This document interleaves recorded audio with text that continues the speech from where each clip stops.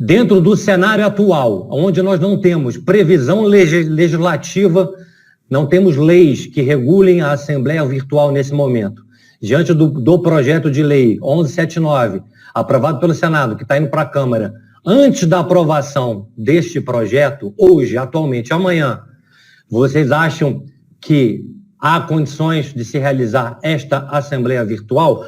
Doutora Maia, eu começo pela doutora, por favor. 1 minuto. Sim, eu acredito pela seguinte razão. O que você precisa garantir numa Assembleia Virtual é a participação de todos em idêntica condição, que as pessoas tenham acesso à devida informação de como elas devem acessar, como elas devem votar. Nenhum condômino pode ser prejudicado pela ausência de informação sobre como ele pode exercer o direito de voto dele. Em existindo essa informação de uma maneira clara, de uma maneira acessível, em existindo um software ou qualquer outro aplicativo ou qualquer outro sistema que permita a plena identificação desse condômino, seja através de um login, de uma senha, seja qualquer outra identificação que seja interessante, oportunizando deste condômino poder participar de um debate, tanto quanto nós estamos fazendo aqui, e poder votar de uma forma clara, com tempo razoável. Não existe prejuízo na legitimidade dessa Assembleia. Eu falo isso com 30 anos de experiência em multipropriedade. A gente trabalha com públicos muito maiores e a segurança jurídica continua sendo plenamente respeitada. Roberto, por favor, 1 minuto, mesma pergunta. Eu acredito... Não, Roberto, só reinicia que estava sem som, por favor. Só reinicia. Ok. Sim, Alexandre, eu acredito que as assembleias já têm toda a regulamentação necessária para serem executadas, inclusive via web, via internet, via digital. A convocação já é determinada pelo artigo 1354. O direito de participação está lá no artigo 1335 da lei do Código Civil. A votação também fala como deve ser feita. Procurações já fala como tem que ser feita. Então, já existe legislação totalmente ampla para poder viabilizar. O que precisa é a adequação do virtual a isso. E, no meu ver, a maioria desses sistemas, inclusive para corrigir aqui o delay, a Superlógica ela fez depois da gente, da Assembleia Virtual, e se olhar só os registros lá no link BR, você consegue ver. Precisa desse cuidado, cumprir as leis e a convenção. Então, não precisa de nova regulamentação para fazer a Assembleia, desde que a for feita, faça o cumprimento de todas essas regras que já existem no Código Civil e na Convenção. Bom, vamos lá. Vamos passar agora para uma rodada de perguntas para o senhor Roberto. Vou começar com a doutora Maia. Pode fazer uma pergunta diretamente para o doutor Roberto. Doutor Roberto, surgiram várias questões aqui que eu acho que são interessantes, né? E eu estou lendo um pouquinho ali os comentários do pessoal. A gente resolve o problema da inadimplência tirando a possibilidade da pessoa de votar no software.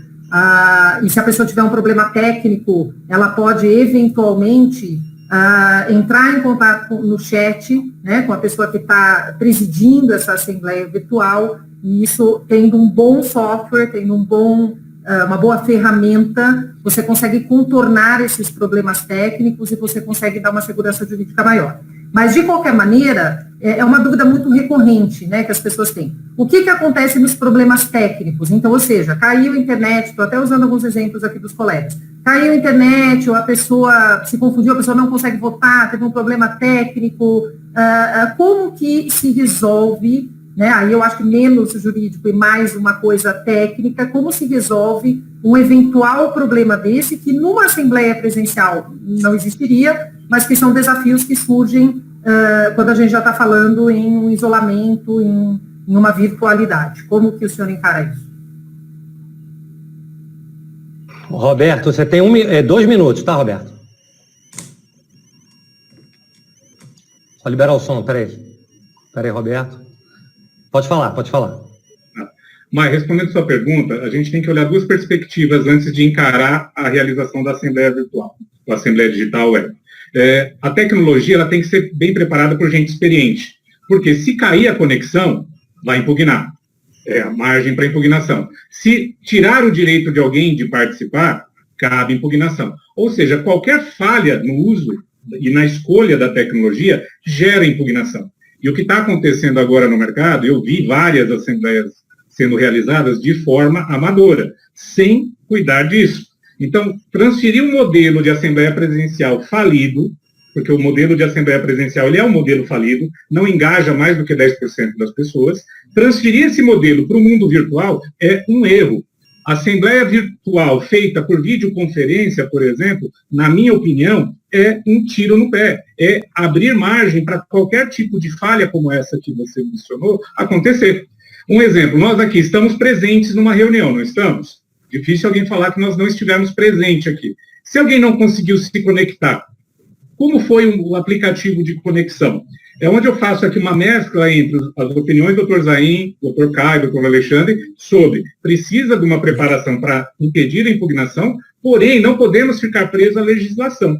Porque se nós ficarmos presos à legislação, a gente não consegue, de fato, entregar uma demanda que o mercado precisa. Trocar um modelo de assembleia, eu não estou dizendo só questão presencial, o modelo que ela é praticada, ela impede, por exemplo, a participação de quem trabalha no dia e horário, na onde vai ser realizada aquela assembleia. Quem trabalha como porteiro, quem trabalha num hospital, por exemplo, não consegue participar das assembleias do condomínio se o horário dele for sempre aquilo. E o direito dessa pessoa? Então, a gente precisa ir nesses pormenores aí para poder conseguir entregar, de fato, uma solução. Senão, só vai entregar mais problema, e é o que muitas empresas estão fazendo, entregando mais problemas para os condomínios. Doutora Maia, quer fazer algum complemento? Não, eu concordo totalmente. E o exemplo que a gente vê nos Estados Unidos, onde a situação já é regulamentada, é exatamente esse. Você não pode simplesmente trasladar um modelo presencial e simplesmente achar que vai ser a mesma coisa no virtual. Uma grande vantagem que existe a Assembleia Virtual, e isso a gente fala com experiência na multipropriedade, e o artigo, é importante eu citar aqui o artigo, porque eu também estou vendo muita gente falando, é o artigo 1358-Q, inciso 8 da Lei 13.777, que já mencionou a possibilidade das convenções preverem assembleias eletrônicas na multipropriedade, por ser quase a regra. Nos aplicativos americanos, é impressionante o quanto que a gente ganha de velocidade também nas votações. Porque ao invés de ficar aquele blá blá blá, aquela coisa toda, algumas pessoas se fazem ouvidas e o voto é na hora. Então, é uma máquina, é quase uma urna eletrônica, né? Você pode ter votações apuradas em tempos muito mais rápidos, e com isso você ganha uma qualidade do tempo residual. Me lembra um pouco quando a gente votava por cédula, né?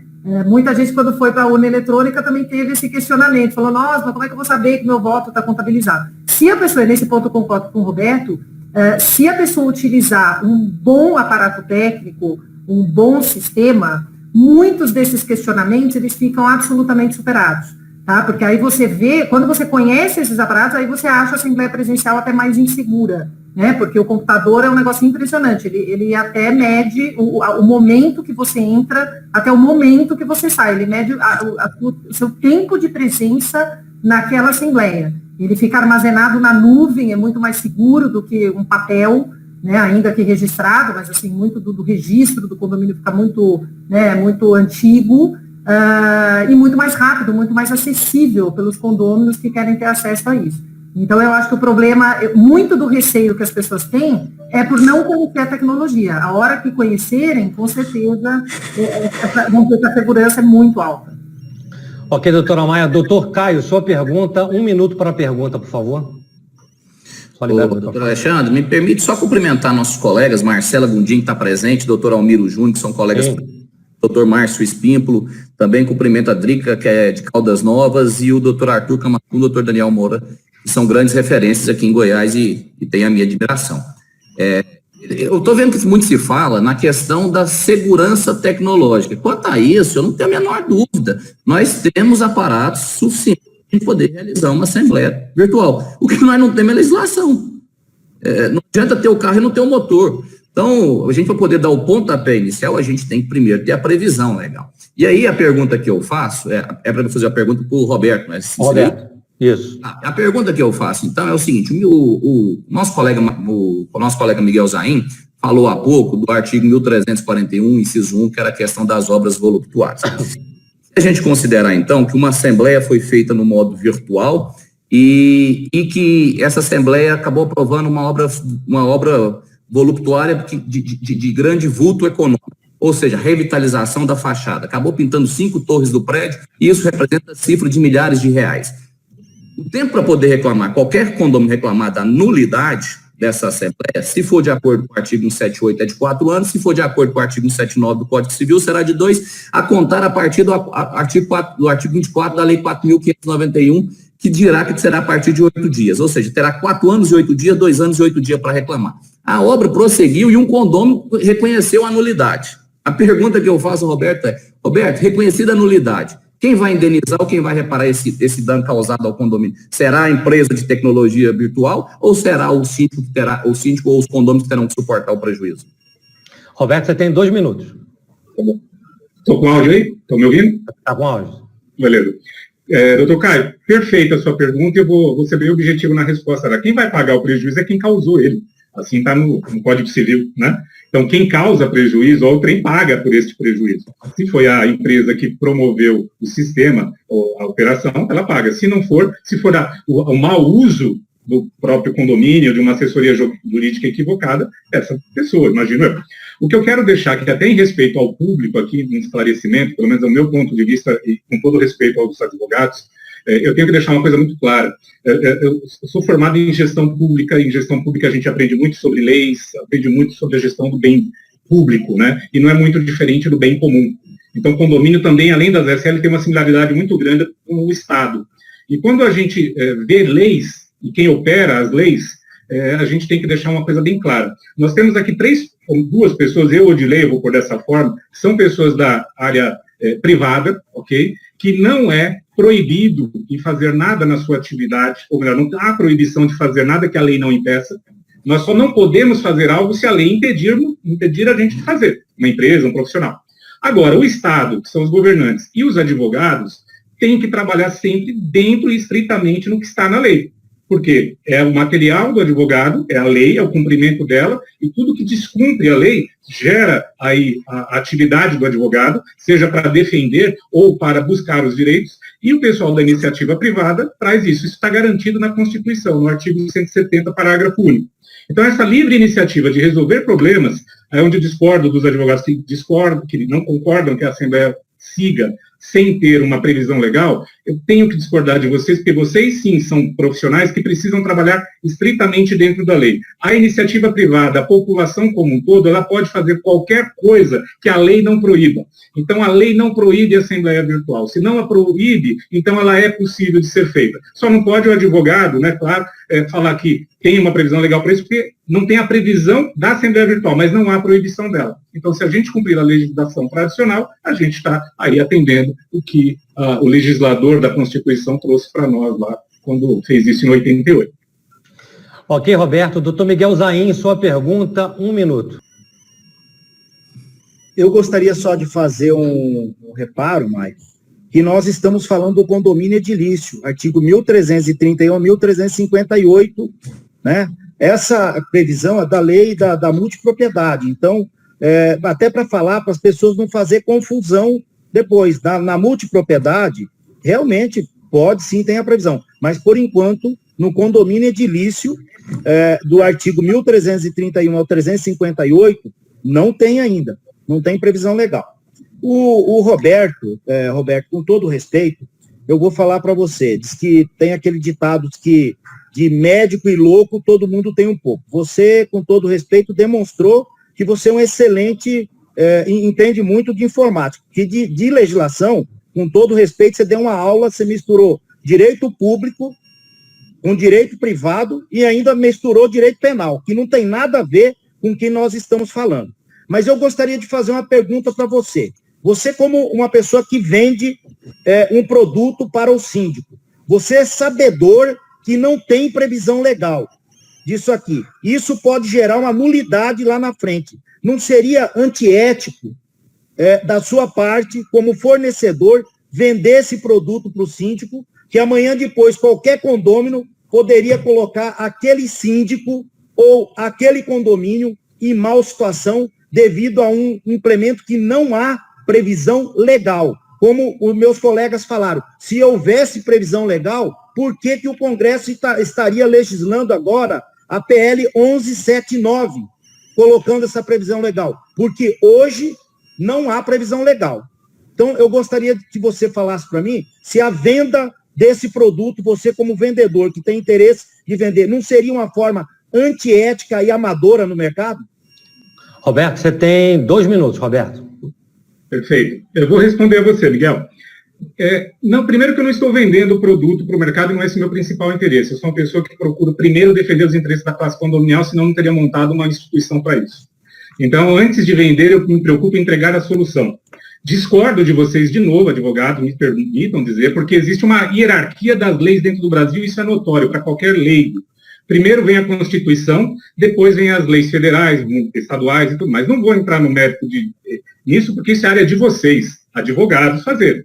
O que eu tenho aqui é uma solução que o mercado demanda e que o medo, ou mesmo a falta de conhecimento, ou a falta de estrutura, ou a falta de custeio para que isso seja implementado no mercado, afasta isso dos condomínios.